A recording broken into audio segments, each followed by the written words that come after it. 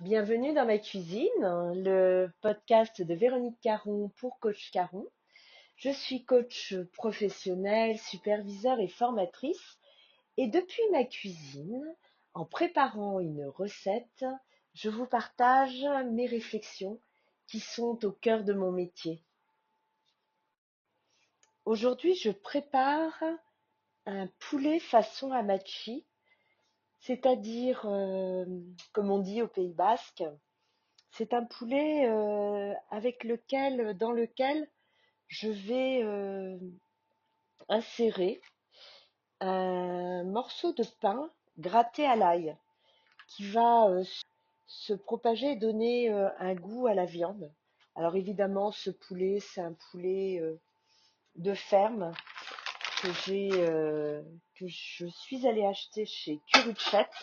Curuchet, le boucher charcutier de la place du marché, et qui fait d'ailleurs un excellent pâté. Bon, en fait, je vais pas vous parler de cuisine, hein, mais d'une certaine façon, je fais ma petite cuisine. Voilà, j'avais envie d'aborder cette notion de besoin, cette notion d'écouter son besoin. Écouter son besoin, ce n'est pas faire fi des autres, mais c'est porter une attention particulière, c'est ouvrir un champ pour soi, c'est écouter, regarder. Ça veut dire s'autoriser, s'accorder un regard bienveillant, sans jugement, sans se dire des trucs pas sympas comme je me sens moche ou t'es moche Véronique. Vous savez, ce genre de choses qu'on ne dirait même pas à une copine. Et porter cette attention à son besoin. Alors, peut-être connaissez-vous la pyramide de Maslow. Ce monsieur Maslow avait organisé la notion de besoin sur une pyramide avec des besoins essentiels, hein, les premiers qui sont dormir, manger et qui sont vitaux en fait. Nous avons des besoins vitaux. Et puis parallèlement, et puis au-dessus, nous avons des besoins de sécurité. Et puis un peu plus haut, on va avoir des besoins de reconnaissance, on va avoir besoin de faire des choses, etc. Je ne vais pas rentrer dans les détails parce que c'est pas l'objet. L'objet, c'est de réfléchir à cette notion de besoin. Est-ce que c'est important? Est-ce que j'ai conscience que c'est important porter une attention à mes besoins réels? Et nous sommes des êtres vivants, humains, avec des besoins. Chacun a des besoins différents, bien qu'on ait pu estimer nous avions des besoins similaires les uns les autres, et notamment des besoins vitaux qui sont inhérents à notre humanité. Enfin, moi, je vais noter cette différence entre la notion de besoin, de désir ou de volonté. Et du coup, Tiens, je vais prendre un exemple. Parfois, on entend oh là là, cette personne, elle manque de volonté. C'est pour ça qu'elle n'arrive pas à se mettre au boulot.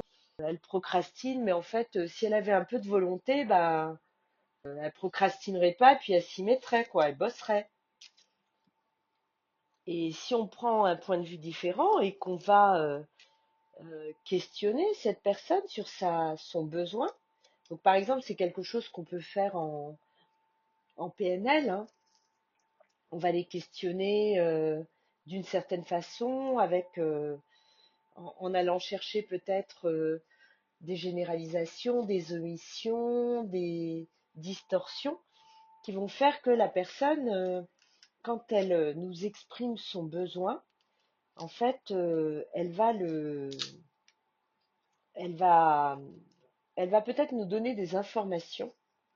Elle va peut-être me donner, si elle est en cabinet avec moi, elle va peut-être me donner des informations importantes, évidemment, puisque ce sont des informations qui la concernent et que elle seule détient ces informations qui la concernent. Et alors, on va découvrir que sans satisfaire un besoin essentiel pour elle, par exemple, elle ne pourra pas se mettre en route. Elle ne pourra pas se mettre à bosser, elle continuera de procrastiner parce que derrière cette notion de procrastination, il y a peut-être quelque chose qui est en place, une stratégie en place et qui fait qu'elle ne peut pas y aller. C'est pas une question de volonté, c'est pas une question de, ça peut être une question de désir, mais en tous les cas, c'est pas, la question de la volonté n'est peut-être pas en jeu là-dedans. Peut-être, hein. On n'enlève aucune possibilité.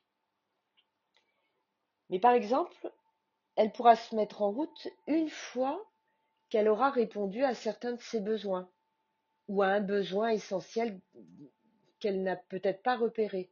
Et c'est ça le travail qu'on va aller faire ensemble. Et par exemple, ce peut être un besoin de sécurité. J'ai besoin de sécurité, j'arrive pas à me mettre en route tant que je me sens pas en sécurité. Et là, c'est quelque chose qu'on va aller vraiment approfondir pour pouvoir, comment dirais-je, mettre à jour ou peut-être mettre en lumière ce processus et aller chercher de quoi elle aurait besoin à la place également ou comment elle peut répondre à ce besoin de sécurité. Euh, il appartient à qui ce besoin de sécurité? Elle a peut-être besoin aussi d'être validée, d'être rassurée ou tout autre besoin qui peut être propre à chacun. Mais la question, ça va être de voir que ce besoin, il est en accord avec le processus de la personne. Il correspond à la personne. On est tous des êtres uniques et on a tous des, des fonctionnements, des processus, des stratégies en place différentes. Alors on peut retrouver, quand on modélise la stratégie de quelqu'un, on peut retrouver des principes de modélisation, des principes, des processus en place qui sont similaires pour certaines personnes. Mais malgré tout, enfin en tous les cas, dans tous les cas, chacun va être vraiment unique et différent. Alors, évidemment, il ne s'agit pas de trouver une solution, c'est pas ça l'idée, mais bien d'aller se rapprocher de soi, d'écouter, de regarder, pour permettre au processus bloquant de bouger. En faisant sensiblement bouger le système qui est en place, eh bien c'est l'ensemble du système qui va bouger, c'est-à-dire celui de la personne, mais aussi celui de l'interaction relationnelle et peut-être même le comportement de ceux qui entourent cette personne. Et vous voyez, c'est l'image du battement d'ailes du papillon. Moi, j'ai envie de mettre l'accent sur cette notion de besoin parce que arriver à s'écouter, écouter son besoin, c'est déjà se poser cette question, se dire, mais en fait, là, tout de suite, j'ai besoin de quoi? Par exemple, vous voyez, moi, je suis dans ma... Enfin, vous voyez, c'est une façon de parler. Je suis dans ma cuisine, je suis en train de préparer donc mon fameux poulet que j'accompagne de petites patates du marché, hein. Je vous en ai déjà parlé, je vais chercher mes légumes au marché et de carottes également, de saison, hein, des carottes printanières. Et puis bah là, typiquement, quand je suis en train de cuisiner, quand je m'enferme dans ma cuisine, je réponds à un besoin essentiel pour moi, c'est de me recentrer, de, de pouvoir accompagner ma pensée avec le mouvement de mes mains. Et alors pour ceux qui me connaissent d'un peu plus près, vous saurez que je suis fille de traiteur, charcutier traiteur, un papa qui était très créatif, un excellent cuisinier, un excellent saucier et qui m'a beaucoup appris. Et j'ai passé beaucoup de temps dans cette cuisine, enfin dans ce laboratoire avec lui, où il m'a appris à cuisiner. C'était une manière d'occuper l'enfant qui était là. Et d'une certaine façon, en m'occupant, en étant là dans cette cuisine, dans ce laboratoire, parce que c'était très grand, avec des apprentis qui étaient là, avec chacun à sa tâche, et bien d'une certaine façon, j'ai appris euh, une forme de concentration, c'est-à-dire que, par exemple, enfant, je préparais des quiches. Mon père me mettait en mission de préparer des quiches pour des petits formats, vous savez, des quiches individuelles. Et donc, j'avais plusieurs étapes à remplir pour pouvoir préparer ces quiches. Du coup, je sais bien faire les quiches. Mais au-delà de ça, j'étais très concentrée. J'étais concentrée à ma tâche et en même temps, j'écoutais les bruits autour, les conversations entre les apprentis.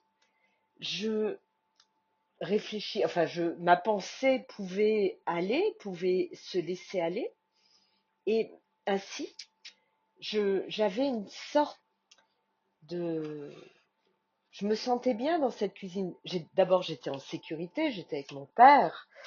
Et puis j'étais en sécurité parce que je faisais une erreur dans ma préparation, et bien il allait venir rectifier et m'expliquer. Donc j'allais apprendre également.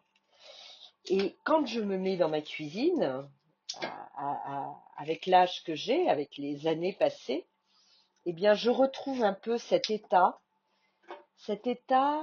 qui était pour moi sécurisant, qui me permettait de me concentrer, de laisser aussi aller ma pensée.